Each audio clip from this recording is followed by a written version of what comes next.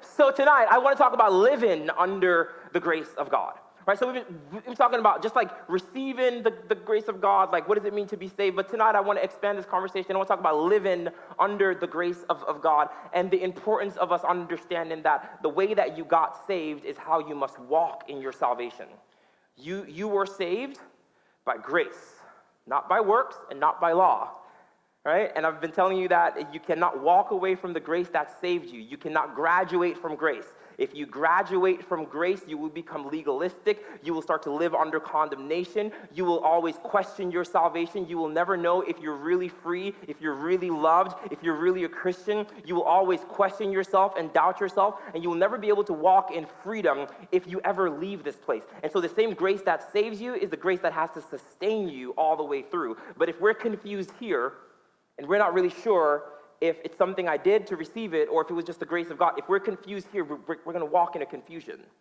And so I want to talk tonight about living under the grace of God. But before I do that, Pastor Paul is here, so I want you guys to impress him with everything I've been teaching you for the past 6 weeks. And we're going to recite together Galatians 2, verse 20. I've been crucified with Christ, and I no longer live, but Christ lives in me. The life I now live in the body, I live by faith in the Son of God who loved me. Nice. Awesome, guys. Awesome. Paul continues in that verse, in verse 21. Paul says, I do not treat the grace of God as meaningless, for if keeping the law could make us right with God, then there was no need for Christ to die. And when Paul uses this word meaningless, he says, I don't treat the grace of God as meaningless. This is the place where oftentimes we think of lawlessness, right? Paul is saying, like, even though God has saved me by his grace, says, I don't treat it meaningless. Like, I don't treat it as if, like, it's a cheap thing because it's expensive. And Paul is not only saying that he doesn't just live however he wants to because he's saved. He's saying that he doesn't use it as a license, but he also doesn't use it as legalism. Because if you were saved by grace, there are two ways that it could be meaningless. I want you to pay attention to this because this is going to be everything we're going to talk about tonight. There are two ways that it is meaningless. One way is I've been saved by grace. It's not anything that I've done. It's what Jesus has done.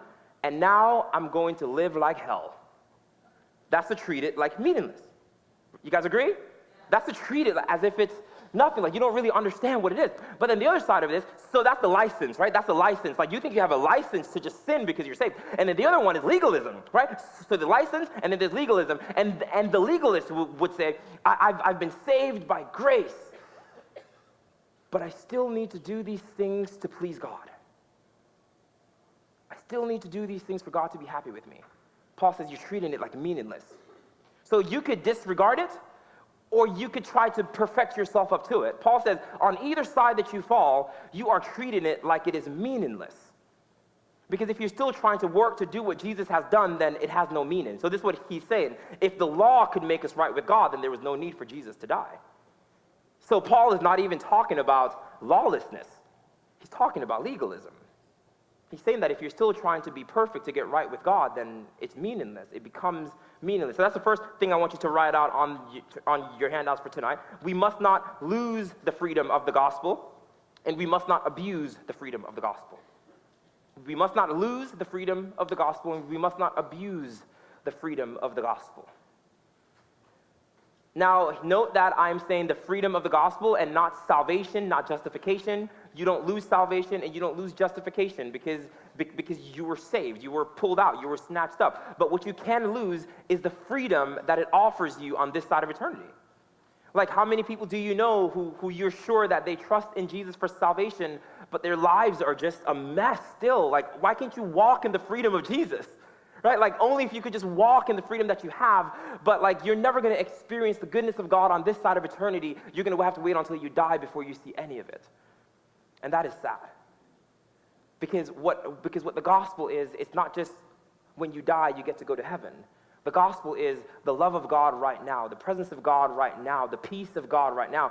Jesus came and did it 2,000 years ago, and he this is in the Vineyard. We have this thing called already not yet, the both and, right? And for those of you scholars, it's the inaugurated eschatology. And what that means is that Jesus took something that was supposed to happen in the future, and he brought it into the present.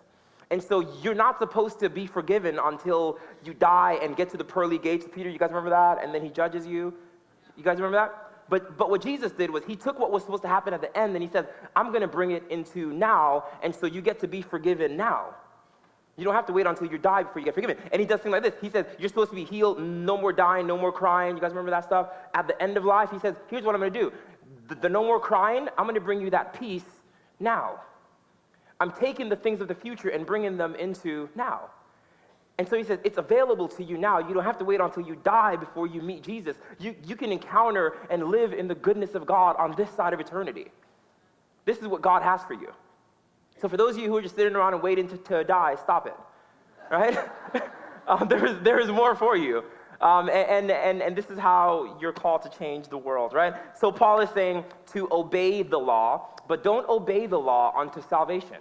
Don't think that by obeying the law that it will somehow save you, right? And so tonight, out of Galatians chapter 5 to Galatians chapter 6, we're going to talk about the fruit of the Spirit, right? And how to live this thing out. And this is near and dear to me. This really matters to me because this is about your identity. I'm going to talk about identity tonight and who you are and how you really are. One of my deepest convictions, for those of you who've never heard my story of becoming a Christian, it was a really long journey for me to become a Christian. I wish I had it where I came to a church service and someone preached a message, I changed my life, and like I raised my hand, but I had a really long and hard journey coming to Jesus because I thought I was really smart. And my mind got in my way, all right? I was a sophisticated atheist, and I thought I had a lot of answers. And it was a really long journey come into faith and come into Christ and come into Jesus. And then when I finally, swallowed the pill and became a Christian, and it's like, all right, here I am. I said yes to Jesus, now here am I. There were people around me who started to pressure me to pretend to be better. Now that you're a Christian, you need to start to be better. You need to start to do this better. You need to stop doing this and start doing this. Can anybody relate to what I'm telling you? Right. Okay, so y'all better shake your head or something, right? Let me know that I'm not talking about myself. And so there was that pressure. And so because I had journeyed to be a Christian, I was like, there is no way I'm going to pretend.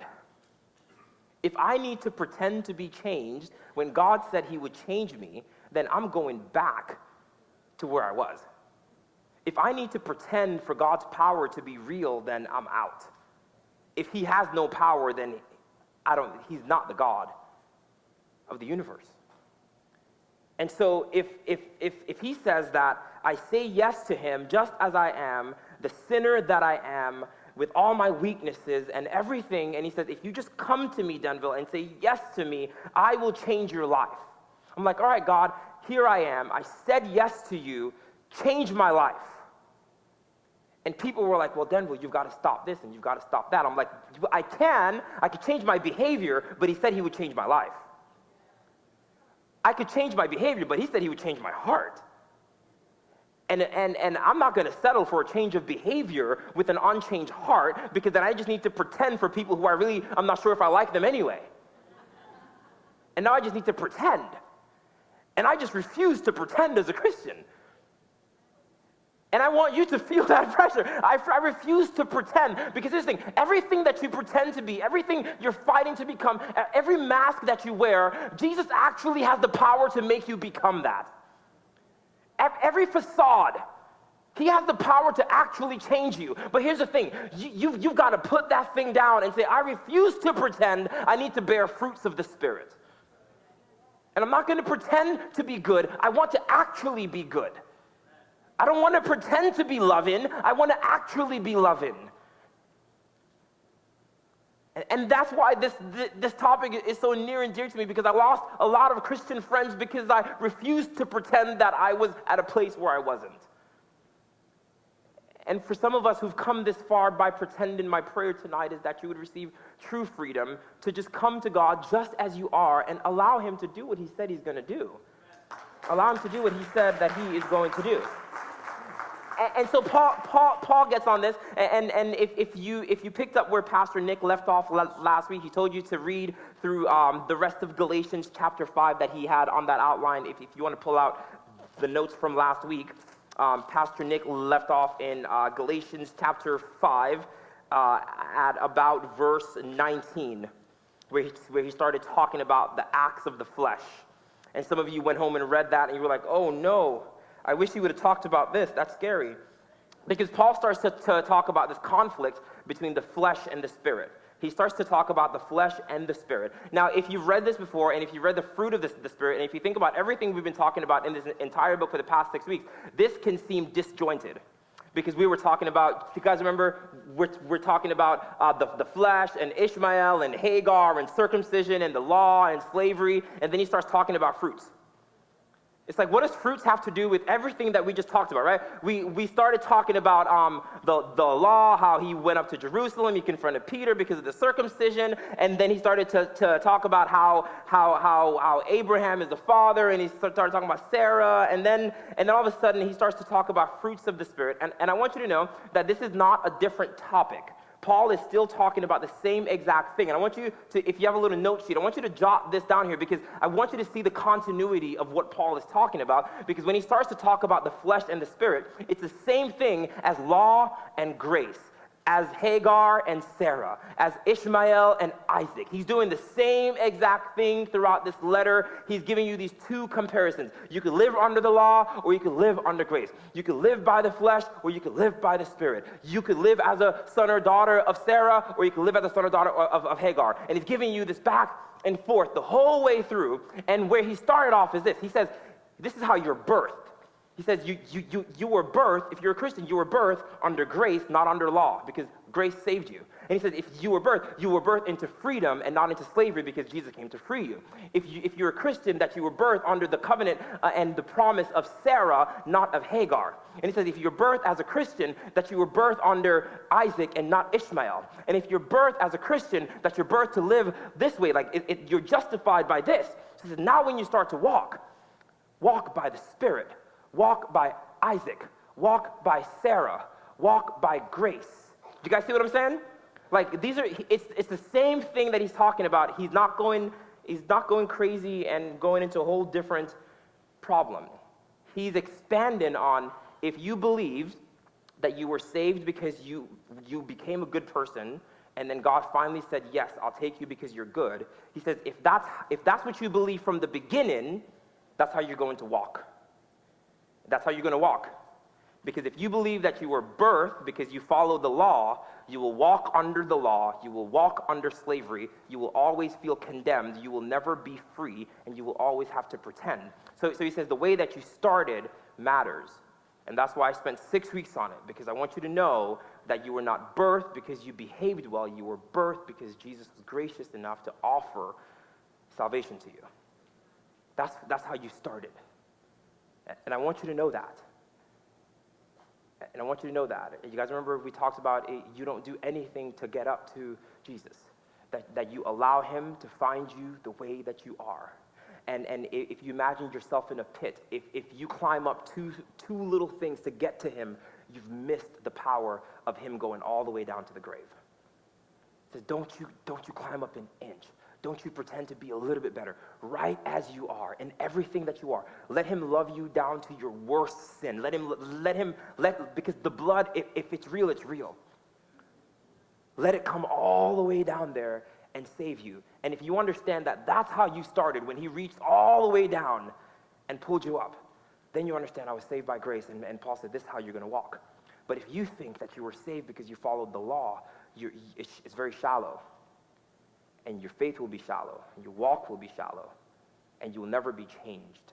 You will always pretend to be something. You will always pretend to be a Christian, never really becoming one, and you'll never experience the goodness of God until you die and get to the other side. Is this making sense? So Paul is giving us two motivational systems, right? He's talking about the flesh, and the spirit. Now, when we talk about the flesh, I'm not talking about your physical flesh body. He's talking about the parts of you that desires things that are not of God, right? It's a motivational system. It's the thing that motivates you, and it functions under the law. The flesh cares for only itself. This is the selfish part of you. So when Paul talks about the flesh, he's talking about the selfish part of you. When he talks about the spirit, he's talking about the parts of you that was reborn. He says, this is the part of you that you were born of the Spirit, that you were born again. This is the part of you that is awakened to God. This is the part of you that says, I want to please God. And the part of you that says, I want to do this other stuff, though. Paul says, that's the flesh. But there's a system that says, I want to please God. Like, there's just something in me that wants to. And Paul says, there's this other thing that's there, and that's the Spirit and the flesh are in this two tension. And you can accomplish this, I want to please God, right? So what the Spirit wants, Paul says, this thing that is, I want to please God. I just want to be acceptable to God. I want to be pleasing to God. Paul says, you can accomplish this one of two ways. You can accomplish this by the Spirit, or you can accomplish it by the flesh. So you can start to please God out of like your own behavior, or you can start to please God by walking in the Spirit of the grace that saved you. And I'm going to show you how to do that tonight. By walking in the Spirit of the grace that saved you. And so last week, you guys started to read this. Paul gives us a list of the acts of the flesh. And if you have your Bible, you've got to go to the Bible for this because it's not going to be up on your slides, or you can have your notes from last week. Paul gives us a list of the acts of the flesh in verse 19 of chapter 5. And then at the end of the list, Paul says, those who live like this will not inherit the kingdom of God. How many of you read that, right? He lists all these sins, and he says, if you live like this, you will not inherit the kingdom of God. Now, does that mean that you're not going to go to heaven? Some of you are like, does it mean I'm going to go to hell? No, Paul says inherit the kingdom of God. Now, when you think about inheritance, you guys know what inheritance is? It means that when someone leaves something behind for you, and this is what inheritance is cool. You get to benefit from something that someone else did in their life within your life. You guys follow me? Your grandfather worked hard and he had a pension and he left an inheritance for you. And so when he died, everything he saved in his life, you now get to have it in your life. Paul says, if you live a life of all these things I'm about to read to you, he says, you will still go to heaven, but you will not inherit the kingdom of God on earth right now. So this is not a matter of, like I keep wanting to remind you, this is not a matter of heaven and hell. I want us to move along from heaven and hell. That happened at justification. At justification, you're safe to stand before God as acceptable and righteous because of what Jesus did. But Paul is saying, you will be acceptable to God on the other side of eternity, but you will not inherit the kingdom of God right now. Everything that Jesus died for you to have right now, that you will not have it because you live in this kind of way. I want to show you what Paul says here, right? So Paul goes on, and he says, these are the acts of the flesh. They're obvious. He says sexual immorality, and that Greek word is porneia, and that's where we get the word pornography from. And it just means sex between unmarried people, right? Paul says if you live this kind of way. Now, when he says live this kind of way, he means habitual practice. He doesn't mean like, hey, like if you have a weakness in one of these areas, like you're never going to receive anything. Paul's saying if you have a habitual practice of just living this kind of way, he says you're going to miss out because of this practice that's in your life. And I also want you to know that this is not about saved or unsaved. These are both Christians and non-Christians, because you'll see that this is not limited to just what Christians or non-Christians do. Sexual immorality and impurity.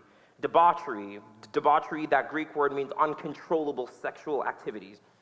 He talks about idolatry. Those are the occultic pagan practices, right? And he talks about witchcraft, which is faking the works of the Spirit. He talks about hatred and discord and jealousy, fits of rage, selfish ambition, dissension, fractions, and envy, drunken orgies. And when he talks about drunkenness and drunken orgies, those are the same things. Orgies are not sexual. It's just like people in this culture, they would have just drunken parties, and that's what orgies were, right? So he's saying if you're having these drunken parties, he says, I warn you, as I did before, I'm in verse 21, that those who live like this will not inherit the kingdom of God. But he doesn't stop there. He says, if you live like this, you won't inherit the kingdom of God. Now, I don't want you to get caught up in these practices, because I want you to look at that first word on your outline in verse 22. He says, but And this but is a comparison. He says, but the fruit of the Spirit is X, Y, and Z. And then he starts to talk about the fruits of the Spirit. So he says, this is, if you live this way, you guys got to watch me. You guys got to see me here. He says, if you live this way, and with all those things, and debauchery and hatred and all of these things, he's saying you will not inherit the kingdom of God, but the fruit of the Spirit is this other list of things I'm about to give you. So we have two lists on the table. You guys got me? These two lists. Now, Paul is not going into a new thing. He still has, this list is still the law. This is still law. So Paul is saying that people who practice these things, you're practicing these things not because you're evil, not because you're not saved, it's because you're still living under the law. But if you're living under grace, he says, here's what happens. Here's the fruit of the Spirit. The fruit of the Spirit is love and joy and peace and forbearance and kindness and goodness and faithfulness and gentleness and self-control. And against such things, there is no law. So Paul is not telling you that, hey, here are a list of 8 or 10 things that if you do them, it's going to ruin your life. He's saying, hey, these kinds of behaviors are an indicator that you're living under the law. You guys are looking at me funny. Let me tell you why. Because these things are indicators that you're living by the Spirit. Now, the fruits of the Spirit, those aren't the only fruit. Those aren't the only thing the Spirit does in you, but he's giving you this thing. So he's saying your problem is not that you're evil. The problem is that you're still under the law. The problem with this idea, let's take, for example, pornea. He says the reason why you're having sex, uncontrollable, illicit sex outside of marriage, not because you're evil, it's because you're living by the flesh. You're living under the law because you're trying to get gratification as if Jesus cannot complete you. He says the problem is that you think that Jesus is still not enough and you're still working to become something that Jesus already died for you to become under grace. But if you understand that Jesus has done everything for you already, you'll press into the Spirit and what can I inherit here? But if you don't believe that Jesus has done everything for you, you will work for it even though you already have the job. Even though pleasure forevermore is already yours, you will still give over to this other thing to have pleasure outside of God. Not because you're evil, but because we're still trying to earn it on our own. And he says, we do this because you think you earn salvation. And so I've got to earn pleasure. I've got to earn this. I've got to earn notoriety. I've got to earn acceptance. I've got to earn love. And we spend our whole lives earning and earning. And he says, when you start to earn and earn and earn, witchcraft, because you're trying to control God. Like you're still trying to earn these things because you're still under law. But when you understand that you started by grace, you foolish Galatians, why do you think that you could start in the Spirit and finish in the flesh? The same grace that saved you is the same grace that he's calling you to walk under. God snatched you up and saved you, not because you tried, but because he did everything. And he says, if you can live by that faith, then you can live under the grace of God. So then he gives us this big but, and I titled this talk for tonight, The Fruit or the Fake. The fruit or the fake. Because that is what Paul is essentially diving into in this next portion. So he's still talking about law and grace and slavery and freedom and Hagar and Sarah and Ishmael and Isaac, right? And he's going to be comparing here the acts of the flesh and the fruits of the Spirit. So I'm going to talk about the fruit of the Spirit. But before I talk about the fruit of the Spirit, if you have a little notepad, I'm going to give you 4 things I want you to write down about the fruit of the Spirit. The first one is that it is singular. It's not fruits of the Spirit, it's fruit of the Spirit. Right? So there are not multiple fruits, it's one fruit of the Spirit. And this is important because Paul is going to describe this one fruit to us, not multiple fruits. And I'll tell you why that's important in a second. The second thing I want you to write down is that the fruit grows gradually. It's a process. It's a process. Can you guys say that with me? It's a process. And so under law, it's instant gratification. Under law, it's if you do this, I will do this. If you do this, I will do this. If I behave good, he will bless me. If I give money, then he will give me money. Like if I do this, I will do this. But then he says, that's under law, but under grace, it is a process. He starts talking about fruit with seeds and time, and you plant and you wait, and it grows. It's gradual. Because now we're under grace and not under the system of the law. It's measurable over time. It's a process. Sometimes I think that with these fruits of the Spirit, as we talk about them, if you realize that, hey, I don't have these fruits of the Spirit in my life, I guarantee you that if you continue walking and trust in God, you will eventually look back and say, I used to be such a hateful something, but now I love them. Like if you just continue walking, you will see, I used to be so greedy and petty, and some of you think that it's because you're getting older. Let me tell you something. That's not true. Some of you think like, oh, as I get older, I just get better like fine wine. That's not true. I've met some old sour grapes, right? And so it's the Spirit of God that's at work in you, and it's a gradual process. You're not getting better just because you're getting older. I know some old, bitter people. You're getting better because the Spirit of God is growing in you. The seed has been planted, the branches have been growing, and fruits are coming. Fruits are coming, right? And the third thing is that the fruit is a product of a deep change. It's the product of a deep change. Now, we have some of these things naturally. We have natural temperaments, right? But these are not characteristics or traits. This is a supernatural thing that grows into our lives. And I want you to also know that the fruit is not the gifts of the Spirit, right? These are not the gifts of the Spirit. These are the fruits of the Spirit. Because a gift is something that God just gives you out of nowhere, but fruit is something that grows and matures inside of you. And the fourth thing I want you to write down is that the fruit is a sign of salvation by grace. It's a sign of salvation by grace. Gifts are not the sign of God's spiritual work inside of you. So when you see gifted people, and people are gifted, and you're like, man, like God really loves them, they can do gifted things. Those people, they're not gifted. That's not a fruit of the Spirit. That's just a gift that God gave them. Like God gives people gifts. That's just what He does. But the fruit of the Spirit is what happens when the Spirit of God begins to mature inside of us. And so this list that we're about to go through, behaving in these ways will not save you. You guys follow me? Behaving in these ways will not save you. They are a sign of salvation by grace. They will not save you.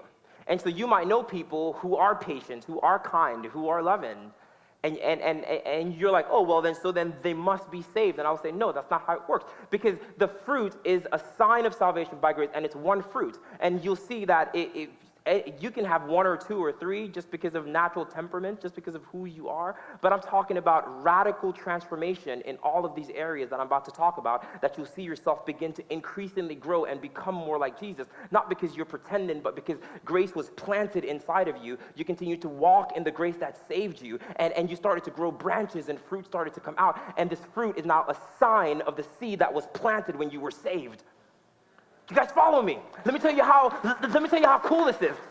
The fruit becomes a sign. Like, I have people in my life, some of my best friends, they knew me before I was a Christian. And like, there's some people who come to this church and like, oh my gosh, Denvil, you? And I'm like, I know, right? Like, they know me. Like, they know me, the guy who used to fight people in traffic, the guy who used to cuss people out. Like, they know me. And what they're seeing is not, because remember, I refuse to pretend. The things that I'm not yet, I need to become it because fruits are still growing. And I won't pretend that I'm not some, I will continue to depend on the grace of God that saved me, that I will become it. But if I start to pretend it, then I'll never really see the power of God working in me. And so the seed was planted when I accepted Jesus, and people were trying to force me to pretend to become something, but I refused to pretend. I said, no, the seed was planted, so I'm going to wait. And then it started to grow, and some branches started to come out. And like, well, we don't see any fruits yet. You must not be a Christian. Just wait. You just wait. You just wait. And I'm dependent on the grace of God that saved me. God, you love me and you saved me because of who I am and because you know something about me that I don't know about me. I don't need to pretend because you didn't call me because I was good. You called me because you're good. I'm growing a little bit.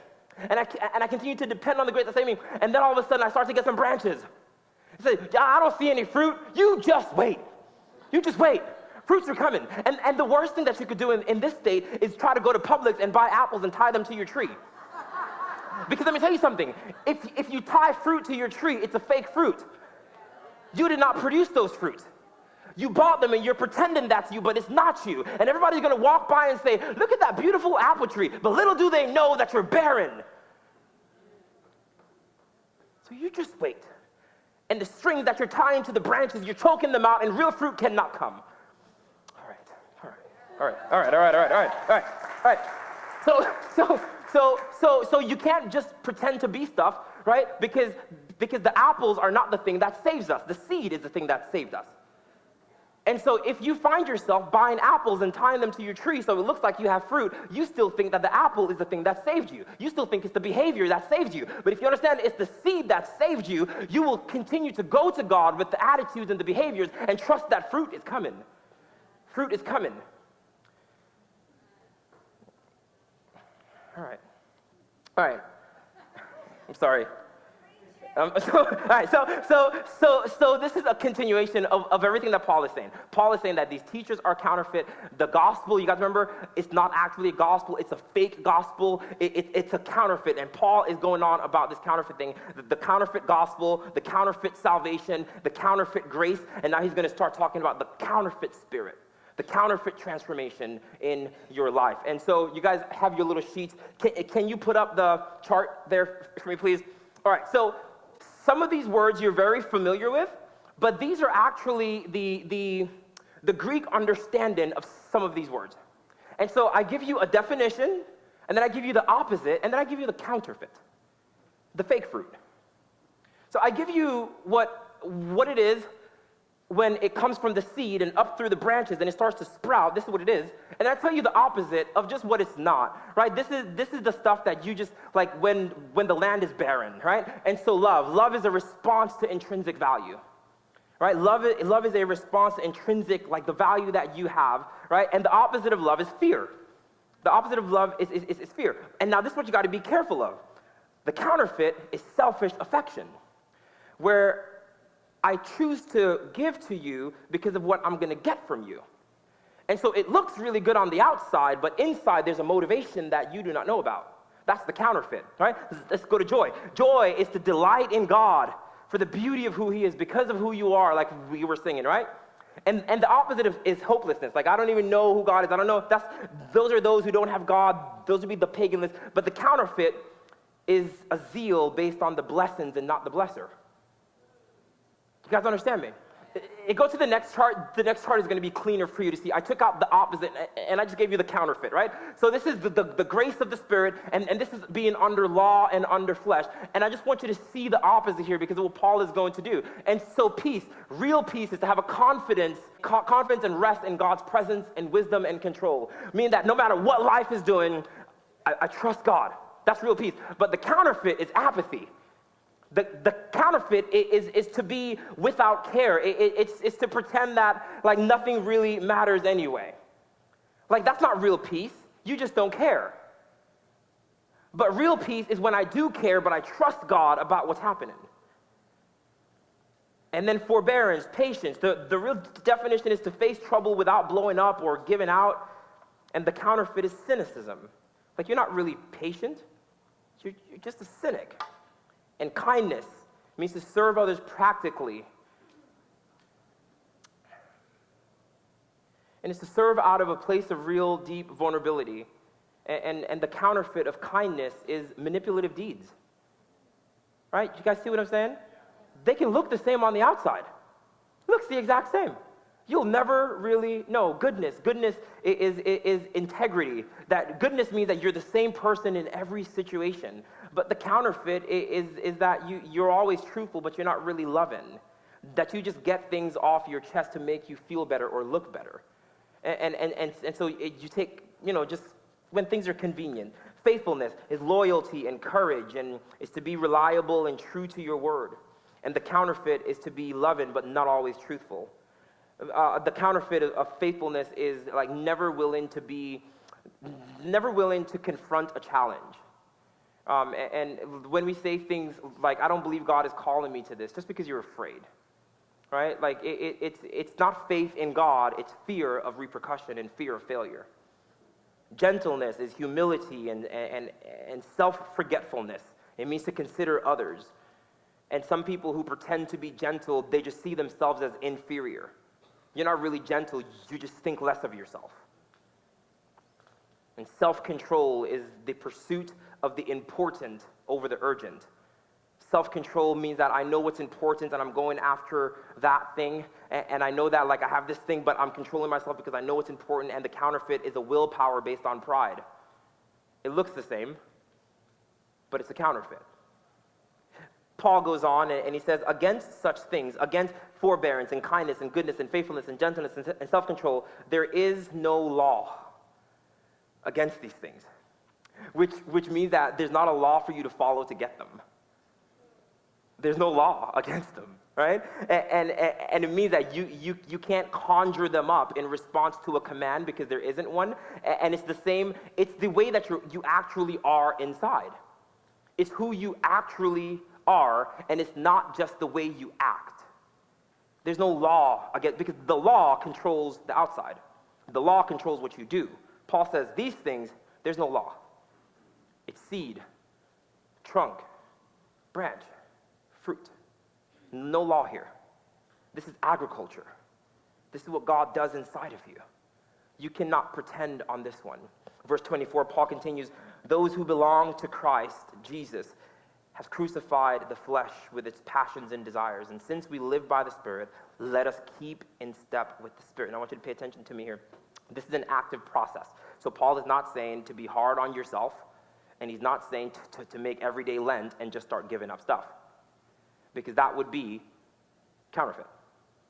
That's not what Paul is saying. Paul is not saying to just say no so that you can look fruitful, because that is still self-preservation, it's still self-salvation. If you just say no in order to look good, then you're still doing the work for you to be good and righteous and just. You guys understand what I mean? So Paul is not saying that now that you have this list, that this list becomes your law. That's not what he's saying. And so it is a process. It is a process. One of the ways that I've learned to really walk in this, and some of the greatest transformation that I've seen in my life, is when I don't compromise the laws of God. I know I talk about the law, and the law might seem like it's bad, but you guys remember we said the law is good. The law is not bad. The law is actually a reflection of everything that God desires, everything God is, everything it's right and perfect and good and true. The problem with it is that we are not good, right, perfect, and true, and so we stand in conflict to the law because we can't accomplish it. This is why we needed Jesus. But when Jesus comes, Jesus fulfills the law because the law is good. Jesus says, I didn't come to abolish it because it's bad. I came to fulfill it because it's good. And then I came to give you the result of fulfilling it because the law is good and the fruit of the law is good. So the law is good. And the worst thing that we could do is compromise the definitions of the laws of God just because we can't measure up to them. Now this is going to be some tension here, but this is where true transformation comes from. When I refuse to redefine something because I cannot live up to it. That's where true transformation starts. To give you an example. Pick one of the fruits of the Spirit. Just give me one of them. All right, self-control, right?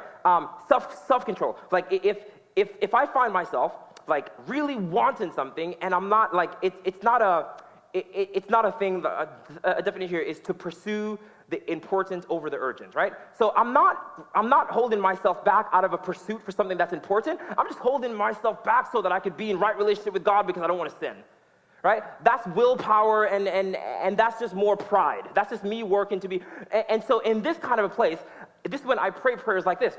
God, I lack self-control for real because I'm not trying to do something. I'm just working to not do something. Like I feel stuck in this place.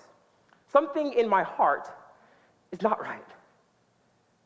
Help me. Sometimes I find that when I become unkind, right? Let's look at kindness. Let's look at kindness for a second here, right? To have manipulative deeds.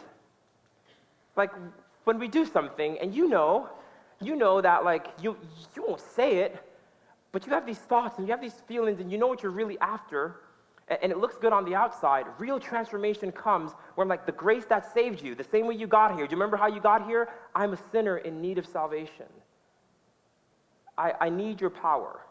So this is where I come like, God, like my motives are not right.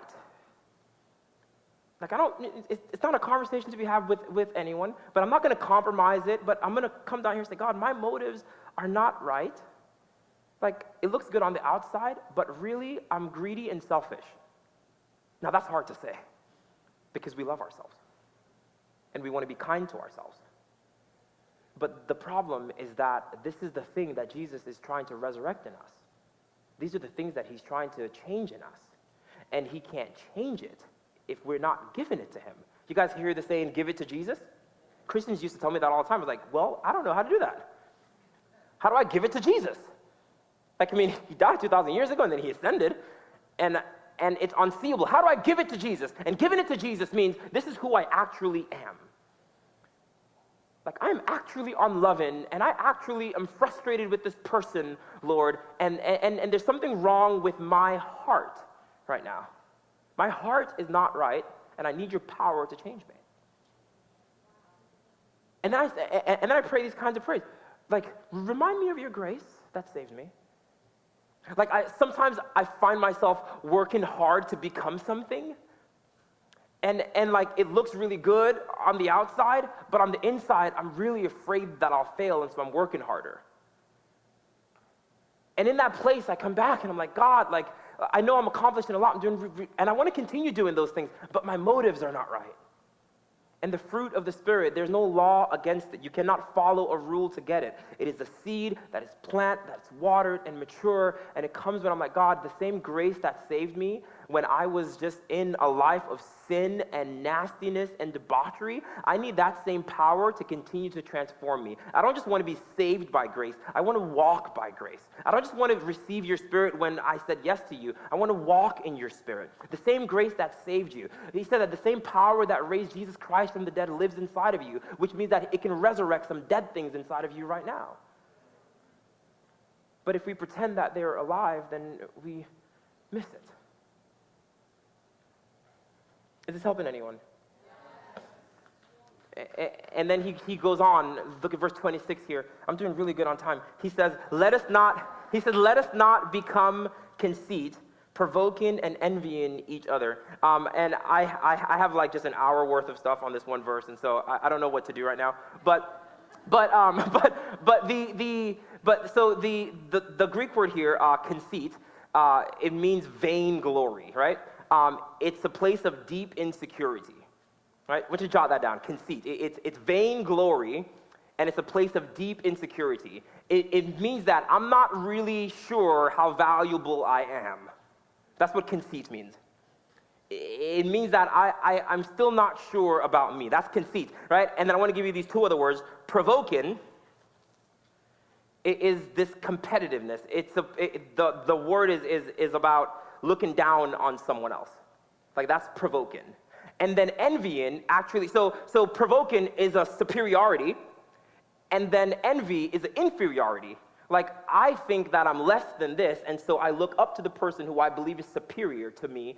And Paul is saying this. I want you to look at verse 26. He's saying that it affects our relationships.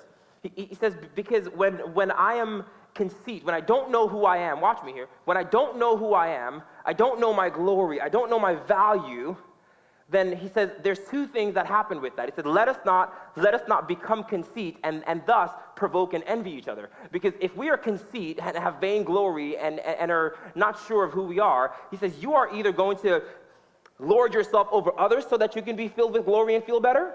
You're going to fill that void by lording over people, by putting people down and provoking. Or to fill that same conceit, you will not think that you're anything, and you'll be inferior, and you'll start to measure up these people and start to envy these things here and wish that you had these things in order to feel like it's identifying me. Like I am who I am, like I'm poor because somebody else is rich. You're defining your wealth based on other people. So he says, you're down here, and you're not grateful for what God has given you because you're not looking at what God has given you, you're looking at what other people have. And he says, that's the envying portion. And he says, it's coming from vain conceit because you don't know who you are, and you're empty, and you're trying to figure out who you are, and you're not looking at God, you're envying by looking at those who believe they're superior. And if you're superior, you're not sure who you are, and so you need to disqualify and make people feel inferior so that you can feel better about yourself. He says, let us not become conceit, provoking each other or envying each other. And both superiority and inferiority are conceit. They both reject the gospel. They're both insecure. We talked about this a few weeks ago when we talked about race. right? When we talk about racism on either side, like it is the same thing. The gospel is the only answer, right? Both of these things, envying and provoking, focuses on someone else to inform me on how I should look or feel. It looks to someone else to make me feel better or to make me look better. And so it's opposed to the gospel because you're supposed to be considering others and not yourself. And so it's opposed to the power of the gospel. And so if the person is inferior, they feel like they have lost, and then they start to envy the winners, right? And if the person is superior, they feel like they have won, and they just compare themselves to the losers so that they can continue to feel like they're winning. And Paul says this is vain conceit. C.S. Lewis has a quote. He says, humility is not thinking less of yourself, it's thinking of yourself less. It's not being inferior.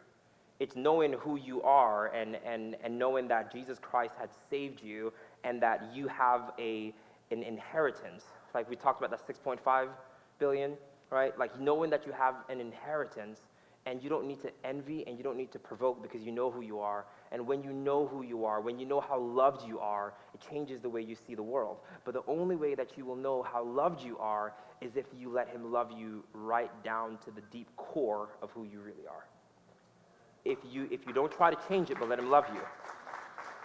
Ladies and gentlemen, I really want this for you. I really want you to experience a love of someone who knows the depths of who you are. That Jesus Christ does not call you to change, he calls you to receive his love.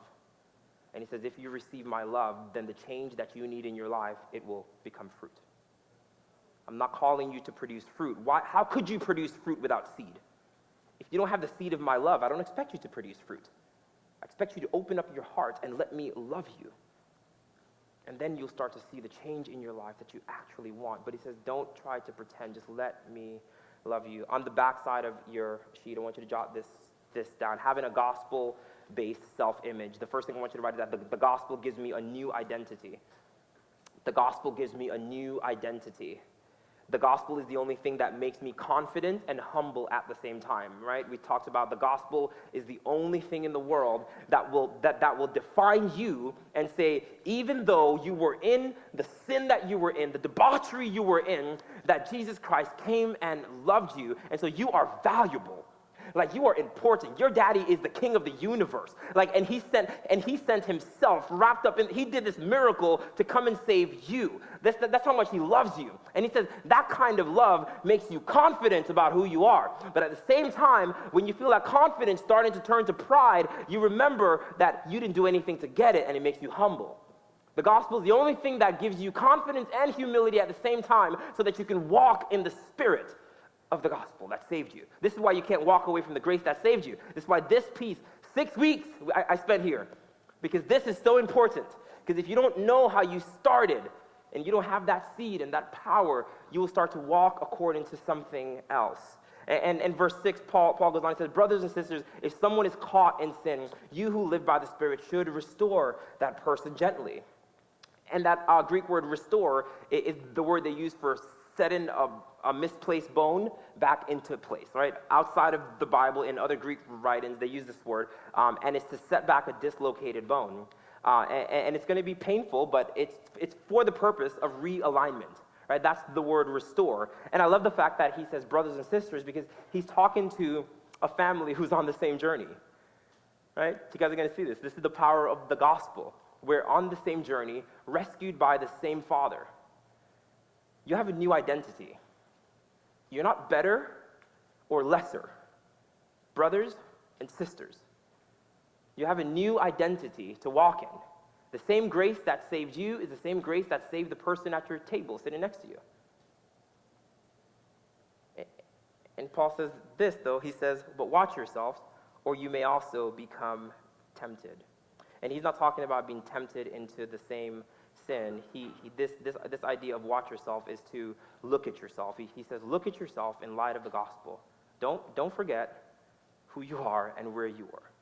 If you catch somebody in sin, don't you become this conceit person who needs to put them down so you can feel better. And if you catch someone who's in some sin, don't feel like you're inferior and become mad because they seem like they're having such a good time and you hate being a Christian. Some people do that. I know some people. Like, they're having so much fun out there. I remember when I used to go to the club. Whatever. Whatever. Right? And so if Paul says, watch yourself, because if you lose a sense of who you are, conceit will slip in, and you will not restore that person. You will either envy them or provoke them. So watch yourself. Remember the grace that saved you. We're still going back to this thing of being under grace, right? This is a place where I want to give you another thing that I do. I preach to myself. I don't just preach on the stage. I preach to myself, right? I preach to myself. When something comes up and I feel myself starting to like have this, how could they do that? Just be careful. And then I start to preach to myself. Do you think you're better? Do you forget where you were? Do you remember when you were doing worse than what that person did? Do you know that the only thing they did was get caught and you didn't? Don't you forget about the grace that saved you. Just snaps you right back. Oh, man, okay, all right, cool. I've been crucified with Christ, and I no longer live, but Christ lives in me. This life I now live in the body, I live by faith in the Son of God who loves me and gave himself for me. Let me snatch that thing back. And then sometimes I find myself like feeling inferior.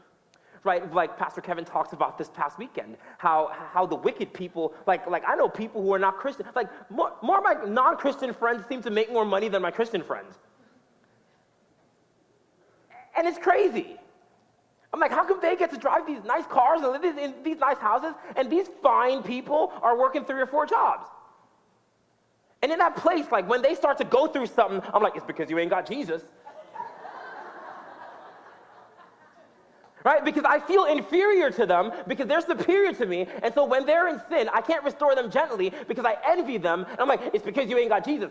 So all I want to do is preach to them and give, because I'm envying them. Because I feel inferior to them. And in that moment, what starts to slip out is the fact that, Denvil, you forgot the grace that saved you because if you think that he's going through this because he doesn't believe in Jesus, you forgot what saved you. And all of a sudden, it starts to slip. So the other times I preach to myself, like, do you think you're more important than this person? It's just recalibration. And number 2, the gospel gives me a new responsibility. Verse 2, Paul says, carry one another's burdens in this way that you fulfill the law of Christ.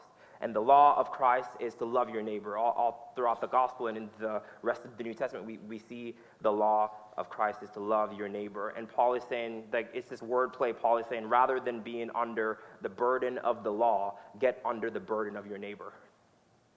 Instead of living under the burden of the law, get under the burden of your neighbor, and thus you'll fulfill the law. You guys see that? He says, carry each other's burdens, and in that way you will fulfill the law of Christ.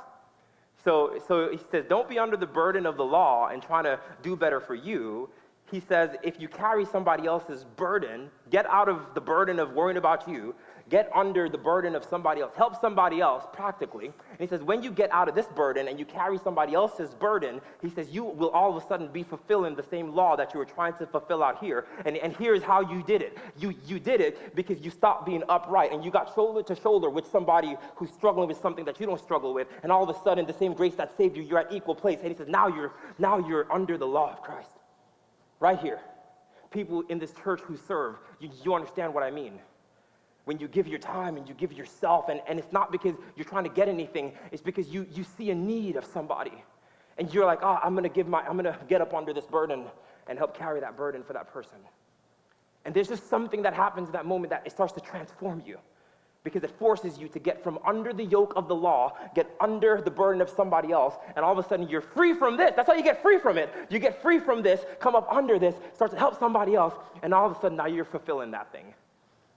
This is what Paul is saying in verse 2. Right?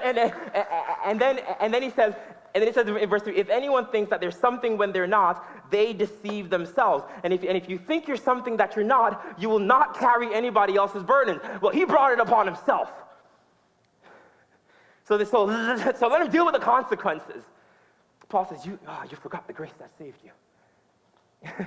You thought you brought salvation upon yourself? He says, no. If you think that you're better than you really are, you will not carry each other's burdens. He says, don't start to think of yourself better than you ought to. And then the third and last thing I want you to write is the gospel gives me new accountability. So it gives you a new identity, confident and humble. It gives you new responsibility, not to carry your own burdens and live under the yoke of the law. Your responsibility is now for your neighbor. And we see this time and time again in the gospel, that if you're not giving yourself for others and you're only giving yourself for you, you're still under the bondage of the law. He says, when you start to give your time and yourself to others, I'm talking about getting out there and serving others. I'm talking about going on mission. I'm talking about people around you who need help practically. He says, when you start to spend time with people and for people and not just for you, you start to get free. That's why as a church we serve and we do things like Second Saturday and we feed the homeless and we do these things, because then if you just start to give up some of your stuff and get up onto somebody else's stuff, you'll start to experience a freedom that you never felt before. And this new accountability, lastly in verse 4 and 5, Paul says each one should test their own actions. Then they can take pride in themselves alone. I want you to underline this, without comparing themselves to someone else, for each should carry their own load. Now, what really got me here, and I thought this was confusing, I had to spend a whole day on this because Paul said that I need to carry somebody else's burden. And then he was like, you've got to carry your own load. I was like, Paul, you just told me to carry two things. So do I carry mine or do I carry theirs? And I don't understand this anymore. But then I went to the original language, and burdens and loads are not the same thing. Burdens are things that, so burdens are those things in life that people go through. If somebody around you is going through something, the best thing you could say is, how can I help? Just practice that. Let's say it together. How can I help? Let's do it one more time. How can I help? It's the greatest thing you can say to anybody who's going through something. Maybe it's just to pray. But just leave your yoke and get up onto somebody else's burden. But then he talks about this load. He says each one should carry their own load. Let's look at that last verse there. He says, don't compare yourself to anyone else, because each person should carry their own load. And this load, it's a backpack. Right? The word is actually a backpack of load. And it's the stuff that, it's not a burden, it's a load. It's not a burden for you, it's just stuff that you carry with you. It's both the weaknesses and the gifts. It's the task and the duties, and it's what God has given you to carry. It's not what sin and life has given you to carry, it's what God has given you to carry. God has given you some stuff to carry, and you know it's not the devil, you know it's not sin, right? It's God who's given you like a family.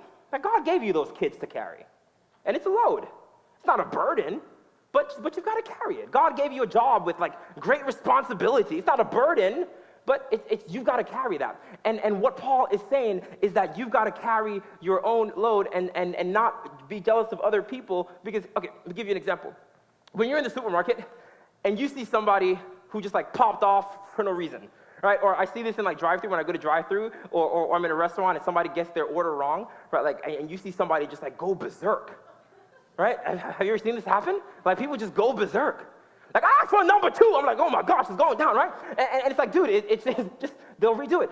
And when they start to blow up, and then I start to get this thing where Paul is saying, don't compare yourself to one another, because you should carry your own load, right? He said, don't compare yourself to one another, you should carry your own load. So in that place, instead of me saying, oh man, I would never do that.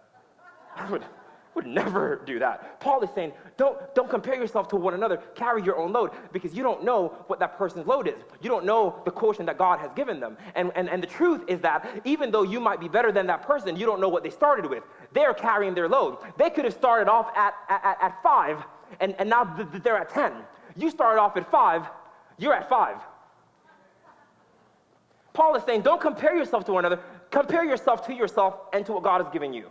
How are you doing with what God has given you? Because if you could do that, then you understand that I'm not inferior and I'm not inferior or superior, that I don't have to compare myself. I'm trying to deal with what God has given me. And so I don't have to compare myself to one another. I'm carrying my own load. And when I carry my own load, it frees me to say, I'm just doing me. You need help, I'll come up and get up under you too. Like we're in this together. There's something of just being together in this thing. I'll come up under and help you, and I'm still carrying my stuff what God has given me. And I'm growing in places where God has just given grace for. Saying, carry your own load. Don't compare the fruits of other people to your fruit. Carry your own load. Don't worry about if you're still struggling with kindness and somebody else is not. Don't worry about if the person next to you is struggling with jealousy and you're not. They might still be progressing faster than you are. And you were just given gifts, and God just blessed you. And so it says, carry your own load. Compare yourself to yourself and not to others. And it says, in this way, when you can get there, you're walking in grace. You guys see how that's walking in grace? Walking in the grace that saved you. I'm not comparing myself to other people, because if I start to do that, I start to think that it's my actions that makes me better. It says, you were saved by grace. It is a seed. And when you start to pay attention to that, it'll start to grow inside of you. You will become patient and kind and faithful. You will start to become more like this, because it's a process. So it says, don't pretend that you're something you're not, because you will never get it. It'll make you lord over people or feel inferior, and you'll always pretend and never really grow fruit. But if you can just say, this is what God has given me, and this is where I really am. The greatest struggles in my life, the worship team can come back up. The greatest struggles in my life that I've gotten through and I've gotten over are the ones that I just hold to, and I share them with somebody and say, hey, this is, like, I really struggle with this thing in my life. And I'm praying that God will change my heart. Like, yes, I could change my action, but anybody can do that. I don't need God to change my action. I can do that on my own. But he said he would change my heart. And so I just want to continue to experience the love of God that will transform me for real. And Paul says, if you can be honest about what's true and allow the process of growth to happen, don't tie fake apples to your tree, right? Don't compare yourself to another fruit tree. Help out those who need it, because it's giving yourself for the gospel that you actually have and that you're committed to. And as you do that, trust me, as you do that, that's what it means to walk by the Spirit. That's how you walk by the Spirit.